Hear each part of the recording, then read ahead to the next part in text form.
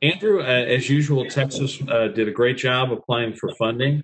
I'm curious, what were the COVID-19 related needs you're seeing from some of your funding applicants? Since we are still currently in that open application window, we really don't have a full picture of agency needs yet. But what we are seeing so far is the majority of funds being sought for personnel. So that's going to include peace officers, jailers, fire, EMS, and specifically costs around overtime, hazard pay, costs associated with quarantine staff as well. After personnel, we're seeing a lot of requests for PPE, sanitization, equipment supplies, and as well as technology solutions. But I think it's more important to note that the question that we're currently more focused on answering is not necessarily what are the largest needs, but more centered around which source of federal funds do we use to target those specific needs. As I'm sure you're aware, the CARES Act authorized multiple avenues of funding to the states through BJA, through FEMA, through the U.S. Treasury Department, as well as giving us considerable latitude in deciding how to distribute those funds across the state as well as local government. Governor Abbott did recently announce a governor's strike force to reopen Texas with the mission to safely and strategically restart and revitalize all aspects of the Texas economy.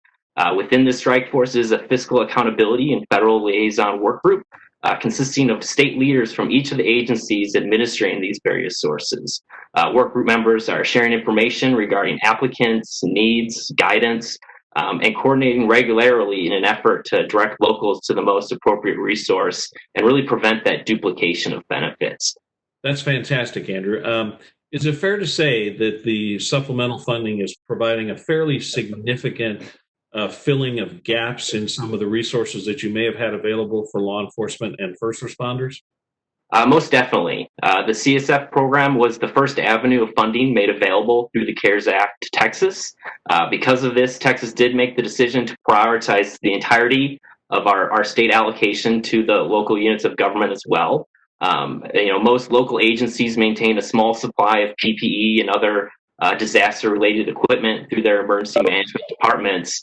But the significant majority of agencies were ill-equipped to handle the level of supplies needed to properly combat the COVID-19 pandemic on a long-term basis. I think it's also important to note here is that the impact on having to quarantine staff as well, the exposure risks associated with COVID-19 has led to jailers, peace officers, and other first responders having to be taken off shift and placed on a leave status for upwards of 14 days. These agencies still need to provide the same level of service to Texans, and losing frontline officers for significant periods of time placed a lot of hardships on not only those agencies, but also other responders who have to work additional shifts.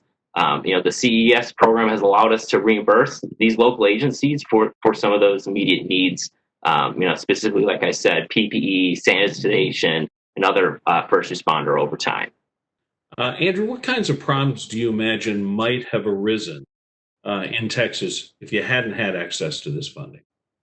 Interesting question. As you know, shelter-in-place orders, social distancing guidelines, and other COVID-19 restrictions have really led to significant loss of revenues for cities and counties through various tax bases. In the realm of the criminal justice system, this translates into declines in probation fees, court costs, and fines, which are commonly used to fund public safety departments.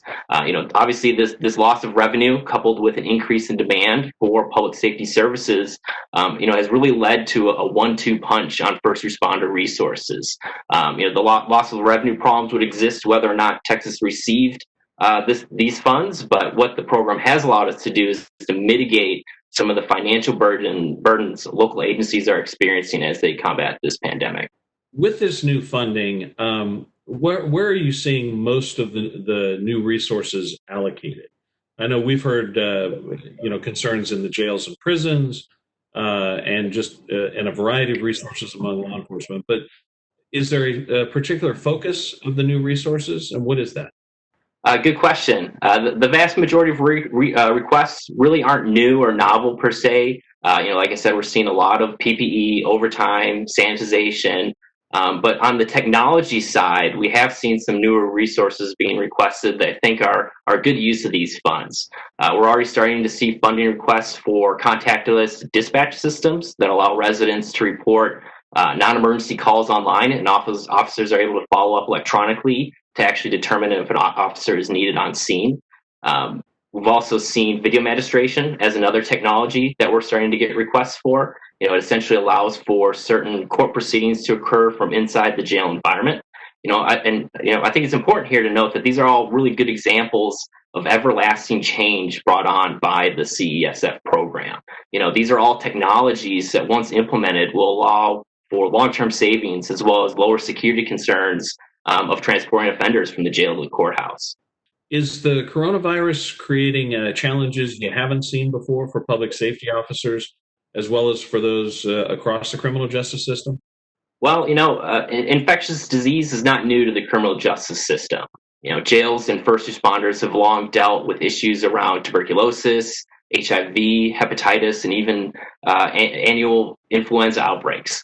What is new here is the pandemic nature of COVID-19 and the elongated period of time we're having to combat it. On top of that, we also have to be mindful that abrupt changes to the administration of the criminal justice system can have impact at different points in the process.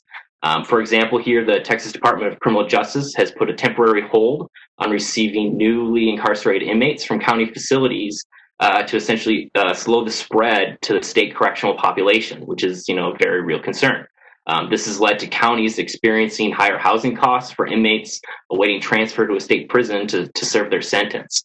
Texas is actually utilizing the CESF award to allow counties to be reimbursed for these housing costs in order to help prevent and slow the spread. While COVID-19 brings challenges, I believe Texans are an innovative group. COVID-19 presents us an opportunity to really reassess how we deal with public health crises in the criminal justice system. What technologies can we implement into the system that allows continuity of operations if this were to happen again? How can we utilize the CESF program to upgrade technology infrastructure to more efficiently administer justice? We have an opportunity here through this program to upgrade systems that are decades old and make improvements where local agencies wouldn't normally have the resources to do so. Andrew, thank you so much for joining me today. Fascinating what's going on in the state of Texas. I know you guys have a very, very big chore dealing with a wide range of issues across the state. We're very happy you guys were early to get your application in so you can get those resources out to not only the urban areas, but the rural areas as well. Thanks so much for all you do. It's been great talking with you. Yes, thank you to you, Mike, as well as to the Bureau of Justice Assistance for allowing this source of revenue to really hit the state in a very efficient manner. Like I said earlier, this is the first source of revenue or funds that we've received through the CARES Act, and we're looking forward to really getting it down to the local level where those resources are needed most.